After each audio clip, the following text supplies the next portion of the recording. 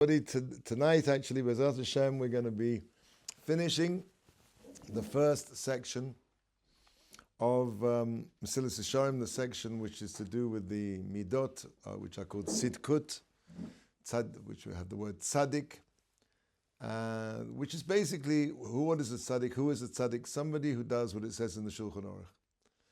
And this is the end of the first part of the book, and from now, after this chapter we'll do tonight, B'ezrat Hashem, chapter 12, we're going to be launching off into the areas of life which are called Chasidut. Chasidus is nothing to do with a movement of Jewry 200 years ago, where there was a division, let's say, between so-called Litvaks and the Hasidim. That's not the sort of Chasidut we're talking about. When we come to the end of the chapter, we'll discuss that. But what I want to do right now is to finish off the first part of the section of the Sefer, as we said, chapter 12, B'darkei Knius HaNikius. We spoke a lot about Nikius. Nikius is this idea of literally of cleanliness, that after a person has learned the basics of Sumeira, of being Zohir, of being watchful, of thinking about his actions and making sure he doesn't transgress any of the mitzvahs lo saseh, and he's then inculcated into himself the mitzvah of zrizus, alacrity, which are to do with the positive mitzvahs. So the idea of nikius, and of course how you do all those things, we talked about that as well. The idea of nikiut is this level of really scrutiny in those areas to make sure that there's no stone unturned, so to speak, that everything is examined, a person's his actions are examined in great detail, his thoughts are examined in great detail, his shmiras mitzvahs are examined in great detail by himself, his midot, his character traits, the way he behaves to himself, to other people, his avodas Hashem, all of these things now become reanalyzed on this level of nikiut, of cleanliness. Now, how does a person, which is what we're going to talk about tonight, acquire nikiut? It says, the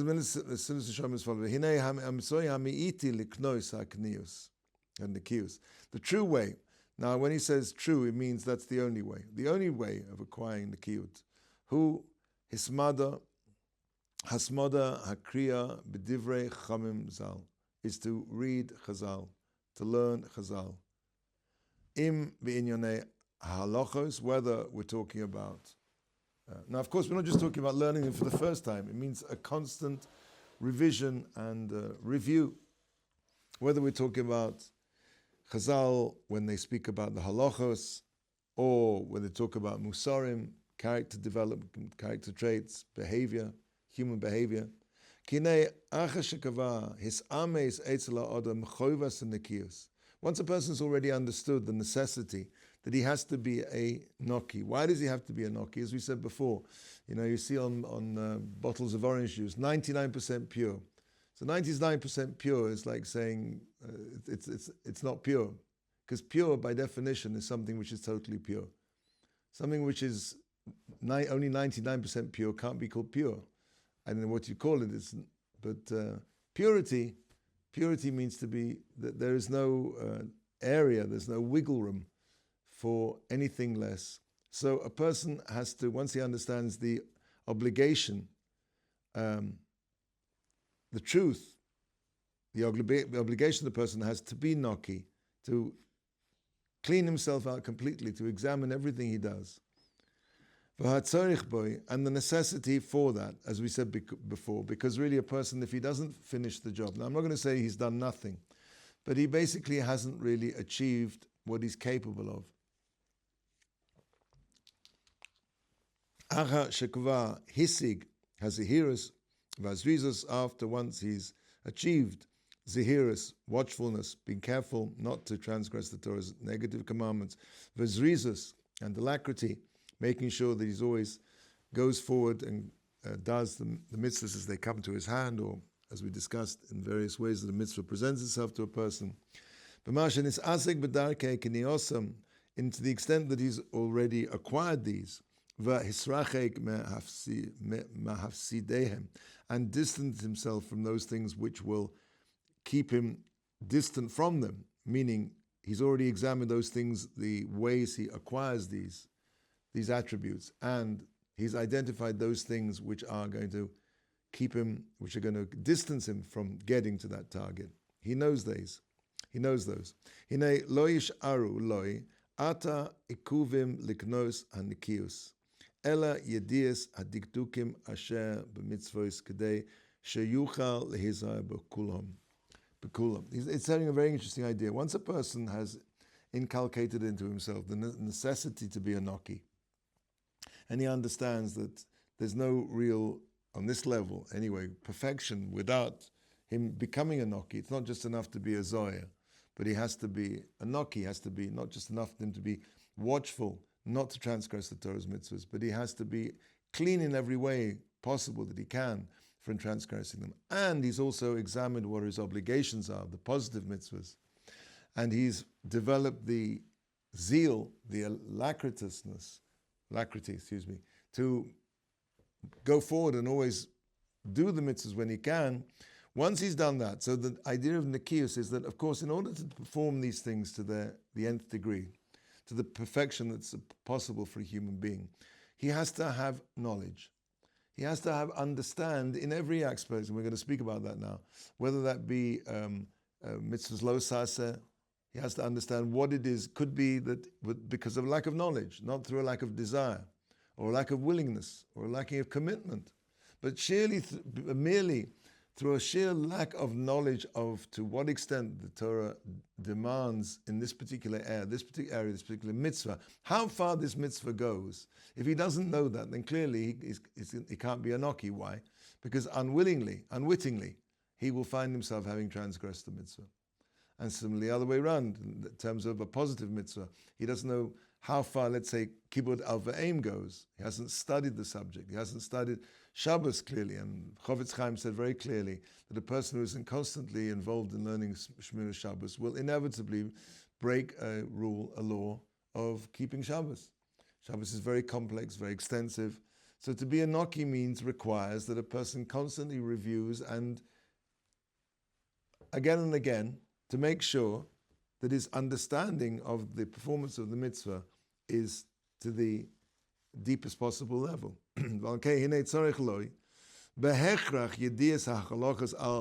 Therefore, by necessity, he requires a thorough knowledge with great clarity of what the mitzvahs are, positive and negative. Ladas anveya mitzvahs, to understand all the branches of the mitzvahs, how far those branches extend. V'gam lefi she ha-shchicha mutsuya b'dvarim hadakim ha'ela. To the extent that something is fine and precise, so it's very easy if a person isn't constantly involved in examining and refreshing his memory, he'll get a kind of blurry when it comes to the fine points of something. He'll know generally there's an idea what Shabbos is, and generally, what let's say the mitzvah of Borer is, or the Isser of Borer, not selecting on Shabbos, but he'll very likely, unless he constantly refreshes his mind and memory, forget certain pratim, certain details, certain pratim, details of details, which of course are essential and vital in order to not break Shabbos. A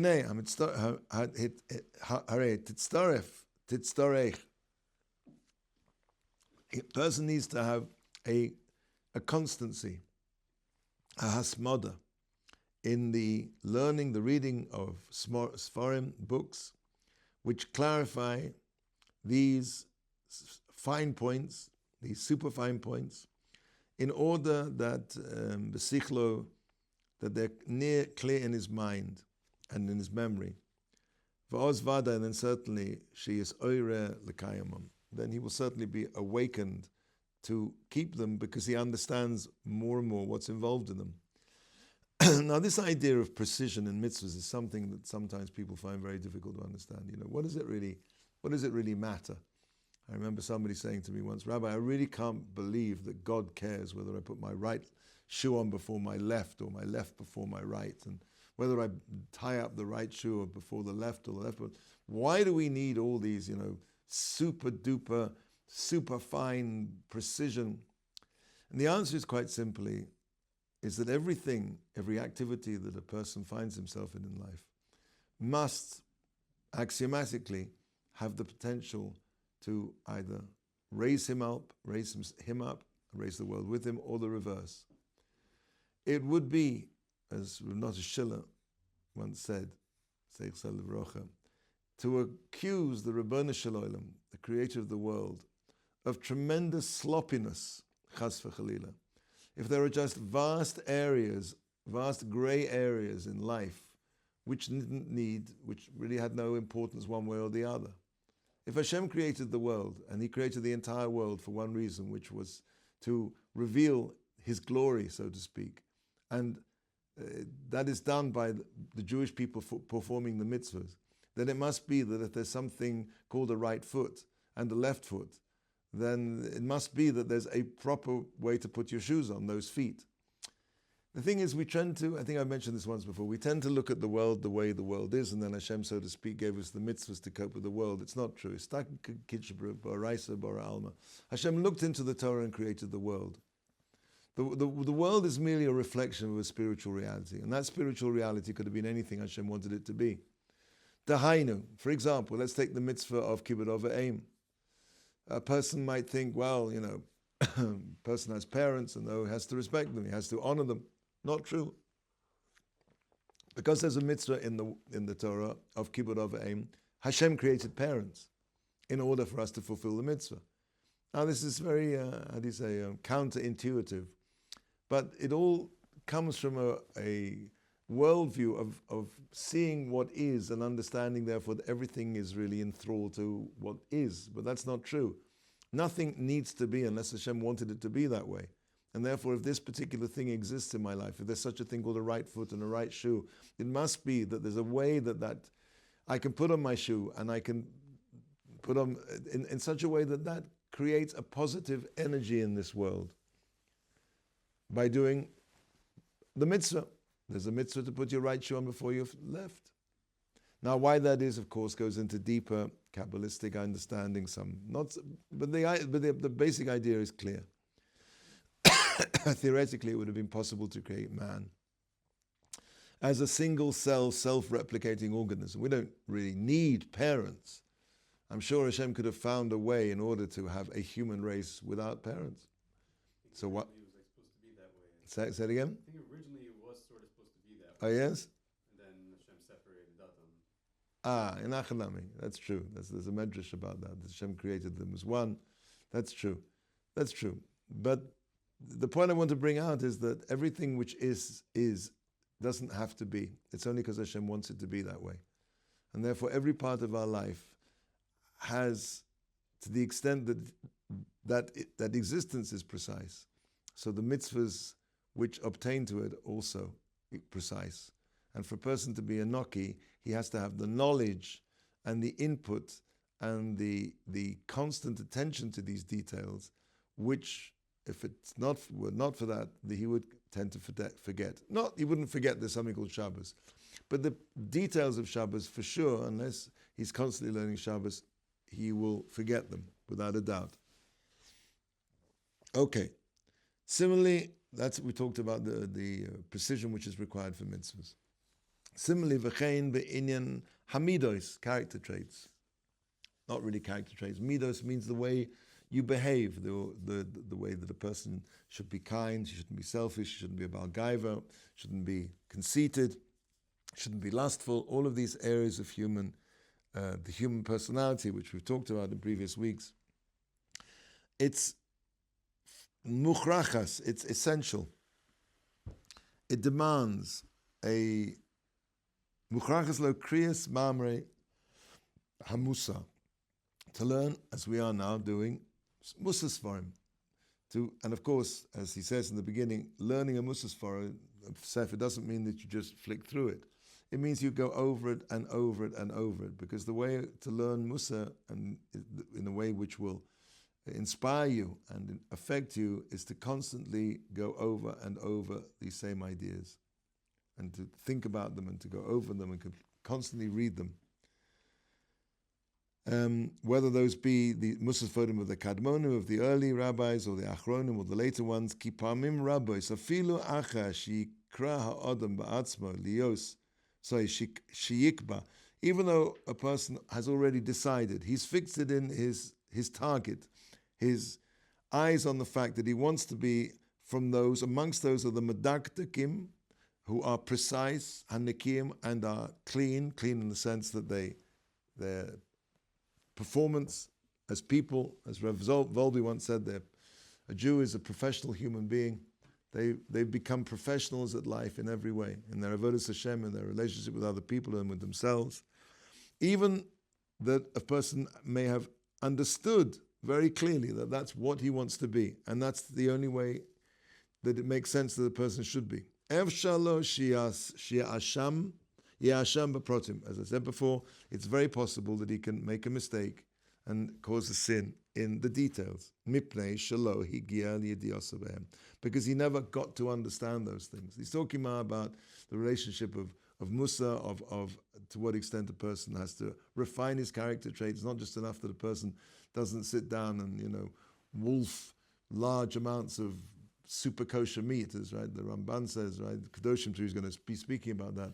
Doesn't mean that he just person doesn't behave in a crass or a gross way. It means that there's a feinkeit, there's a delicacy, there's a sophistication in a person's understanding of the way it is that a human being should behave, and that is something which, to be a noki in those areas of one's character, a person has to constantly read Sfarim and understand that this is what is considered to be acceptable, and this, even though may not seem so bad, but that's already not called a noki in terms of your behavior. Ki eina adam nolad chochem. A person is not born wise. Yeshalo ladat es hakol. A person doesn't know everything. Ach, the only way he's going to learn, he's going to find, is by bekias. Sorry, bekriyas hadvarim. Reading those things is oreh b'ma shelo yoda, in areas that he doesn't know. The whole idea of reading is to understand and discover areas of avodas Hashem, areas of the character, areas of halacha, which he wasn't aware of. And that's what it means to be a noki. V'yizboinin ba b'ma shelo hiskil mitchila, and to become awakened and delve into those things which he didn't understand immediately. And even not those things which he necessarily might find in books.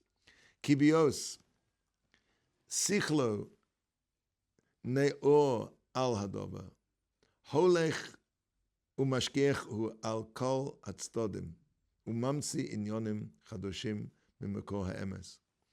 It's a very interesting idea, this. He's saying by a person waking himself up, allowing himself, sensitizing himself to these areas of nikius, of improvement, of cleaning his performance out completely.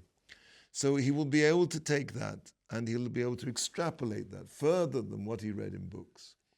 He'll be able to find, once his mind is alive to these things, once a person has turned that switch on, the switch of nikius, so therefore, by definition, he will go through all the rest of his life, his actions, his mitzvahs, his character traits, his avodas Hashem, and he will bring forth new and better, cleverer, more subtle, more sophisticated understandings of how it is that he can improve himself as a Jew and how he can become a better Eved Hashem.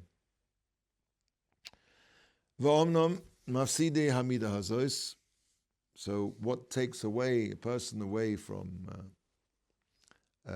cleanliness, the kiyas, are all those things which detract from zehirus. If you remember right at the beginning, we said there were three principal things that stop a person being a zohir, being watchful, thinking about what he should be doing.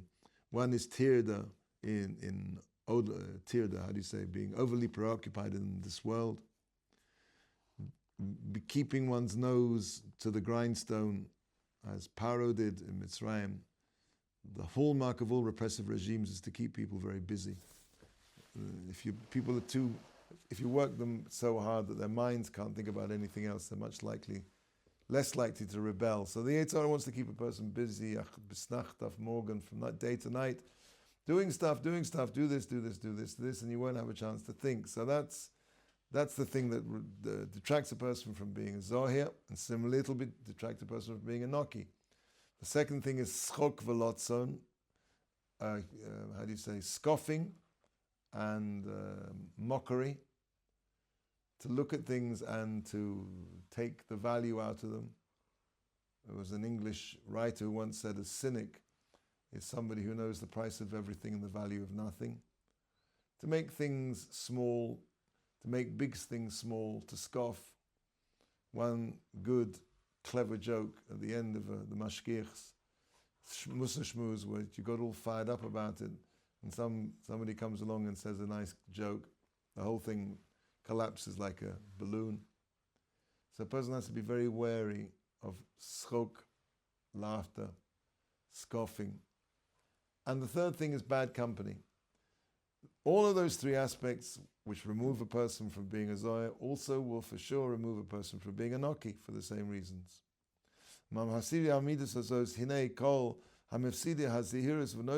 Also, this is really his chiddush here. Apart from those three that we mentioned in the earlier stages of a person's elevation, spiritual elevation, there's another one. V'nosav aleihem chesron habekius habiyadius hadinim o hamusarim, as he said out, a lack of deep knowledge and understanding when it comes to dinim, the Torah's laws, or the degree of subtle character improvement, to what degree that is required of a person. Shemok Kamosh Kosavti, as I already wrote. Ukavar Amru Chazal. Chazal already wrote in Avos. For lo ha'ama aretz chosid. An ama aretz cannot be a chosid. Now it's interesting, even though he's not talking about chasidus, he's still talking about tzidkus. That's what to discuss there, but even though an ama aretz cannot be a chosid, an ama aretz also can't be a tzaddik. Ki mi shelo yeda, somebody who doesn't know, efshar lo lasos, he can't do. A person can only do what he knows. So he has to know in order that he can do, and that his doing should be of the best possible kind. V'chein omer, it says in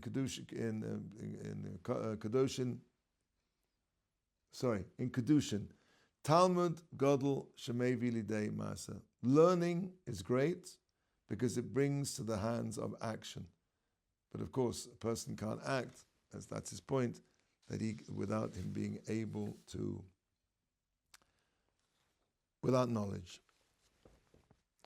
Okay, I think maybe, seeing as we've reached a landmark here, we'll take a pause and continue next week with the Midah of Precious. Just 1 second before you turn off the camera. A brief introduction to set us up for next week. I said this once at the beginning, and I may have said it again in the meantime, but I think it has to be stressed. Everything we've discussed up to now, a Jew is expected and obliged to do. From here on in, all the rest of the chapters we're going to see from now on are things which are called lifnim mishur sadin, which are, so to speak, beyond what we're obliged to do. Now, I may be insulting you, but I can speak about myself. But I think very few of us will actually be able to achieve these levels of Chassidus. Up to now, it's been Tzidkus, and now we're going to go into Chassidus. So, actually, somebody once pointed out that it said that Noach was ish tzaddik b'dorosov. Noach is a tzaddik. And Avram Avinu comes along, and Avram is the pillar of chesed. Chesed la'Avraham. So the chesed is the root of chasidus, the same word. Avram was a chosid. Again, not the chasidim of the Baal Shem Tov. He had the midah of chasidus. Noach had the midah of tzidkus. Tzidkus is a lower level than chasidus. Tzidkus says like this: there's a job to be done, and I have to do it because it's incumbent upon me. In other words, Noah had to feed all the animals in the Teva, because if not, they would die. But if there could have been this automatic milking and feeding and cleaning up of all the sties and all the cages over there, he would have been perfectly happy. Avram Avinu, it's not that the job has to be done, it's I want to find the job to be done. The idea of a chassid is that he wants there to be the opportunity for the chesed to be done. For example, it says that HaKadosh Baruch Hu saw that Avram Avinu, despite the fact that on the third day of his bris milah was in a tremendous amount of pain, it bothered him more than the physical pain that he was not able to do the mitzvah of hachnosas orchim, and therefore HaKadosh Baruch Hu created these malachim who looked like Arabs to come so that Avram Avinu would be able to do the mitzvah of hachnosas orchim. In other words, the level of Avram Avinu, the level of chassidus is not just, like a tzaddik. A tzaddik says, this has to be done. Nobody else to take care of it, I'm going to do it. It's my job. He'll do it with simcha. But if it's not, there's no job to be done there, it's not going to be bothered. It's not going to bother him. It would bother a chassid. It bothered Avram Avinu that he wouldn't be able to do the mitzvah of hachnosas orchim. That's one of the differences. The other difference we said is that, of course, everybody is expected to be a tzaddik. Everybody can be a tzaddik. I'm not going to say it's easy, but from what the Mesilas says, that's clear. And the level of chassidus is something which is going to be above most people. The question is then, why are we learning it? Especially in our day and age where through Yeridas Adoros, the descent of the generations, we are on a very, very, very low spiritual level. So why bother? And I gave you two answers before, and I'll just reiterate them. The two answers are as follows. The mere fact that a person understands, learns about these levels of chassidus, even though he will never ever reach them, will make him a different person. Knowledge of things, as he said here, makes you a different person. You may not be able to touch by any means at all those levels but the fact that you know such a level exists already makes you a higher person. That's number one. Number two, it could be, even though for sure most people will never be able to stay on those levels, achieve that level and stay there. What it says in the pasuk, Mi yokum bahar Hashem. What's the last one to say? Mi aleh bahar Hashem. Mi yokum b'mkom kodshoy. David HaMelech says in Tehillim, in Psalms, who can ascend to the mountain of Hashem, and who can stand in his holy place? It's maybe a person once in his life will be able to touch one of these levels, the levels of precious, the level of whatever it is, of anova, the level of yira. Maybe for a split second he'll be on that level. For that it was worth learning all of these chapters. Okay, so we're going to start Bezrat Hashem next week, probably our last meeting before Pesach. I don't know, we'll have to see, but actually I'm not sure I'm going to be here next week. I just thought I have to. Okay, we'll see how it works out. But Bezrat Hashem, we will carry on with chapter 13, which is the Midah of Precious.